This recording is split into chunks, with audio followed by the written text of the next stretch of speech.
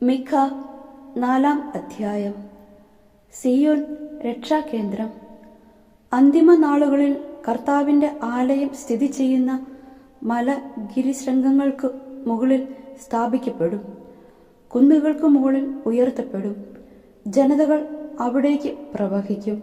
വരുവിൻ, നമുക്ക് കർത്താവിന്റെ ഗിരിയിലേക്ക്, യാക്കോബിന്റെ ദൈവത്തിന്റെ ഭവനത്തിലേക്ക് പോകാം. അവിടുന്ന് തന്റെ മാർഗങ്ങൾ നമ്മെ പഠിപ്പിക്കും. നമുക്ക് അവിടുത്തെ വഴികളിലൂടെ നടക്കാം എന്ന് പറഞ്ഞുകൊണ്ട് അനേകം ജനതകൾ വരും. സിയോനിൽ നിന്ന് നിയമവും ജെറുസലേമിൽ നിന്ന് കർത്താവിന്റെ വചനവും പുറപ്പെടും.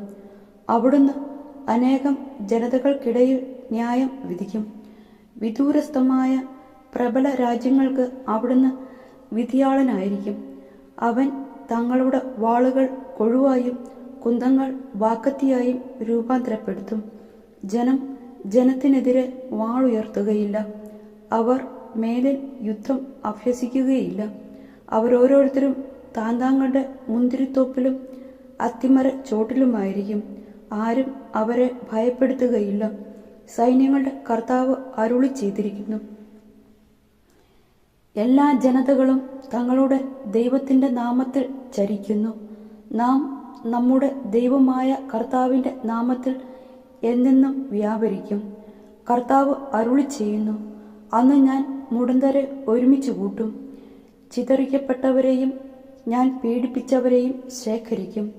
മുടന്തരെ ഞാൻ എൻ്റെ അവശേഷിച്ച ജനമാക്കും.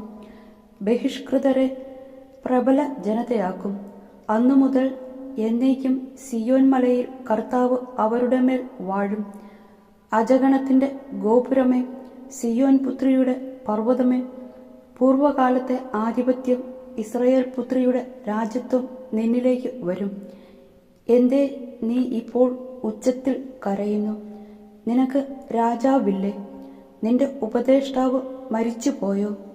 ഈറ്റുനോവ് പോലെ കഠിന വേദന നിന്നെ കീഴടക്കിയിരിക്കുന്നതെന്തുകൊണ്ട്? സിയോൻ പുത്രി, പ്രസവവേദന അനുഭവിക്കുന്ന സ്ത്രീയെപ്പോലെ നീ വേദനയാൽ പുളയുക. നീ ഇപ്പോൾ ഈ നഗരം വിട്ടുപോയി വിജനപ്രദേശത്ത് വസിക്കേണ്ടി വരും. നീ ബാബിലോണിലേക്ക് പോകും.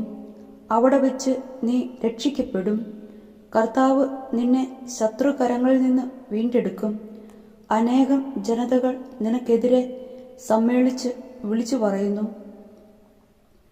അവൾ അശുദ്ധയാകട്ടെ, നമുക്ക് അവളുടെ നാശം കണ്ട് സന്തോഷിക്കാം. എന്നാൽ കർത്താവിന്റെ വിചാരങ്ങൾ അവർ അറിയുന്നില്ല. അവിടുത്തെ ആലോചനകൾ അവർ ഗ്രഹിക്കുന്നില്ല. മെതികളത്തിൽ കറ്റ എന്ന പോലെ അവിടുന്ന് അവരെ ശേഖരിച്ചിരിക്കുന്നു. സിയോൻ പുത്രി, എഴുന്നേറ്റ് മെതിക്കുക. ഞാൻ നിന്റെ കൊമ്പ് ഇരുമ്പും കുളമ്പ് പിച്ചളയും ആക്കും. അനവധി ജനതകളെ നീ ചിതറിക്കും.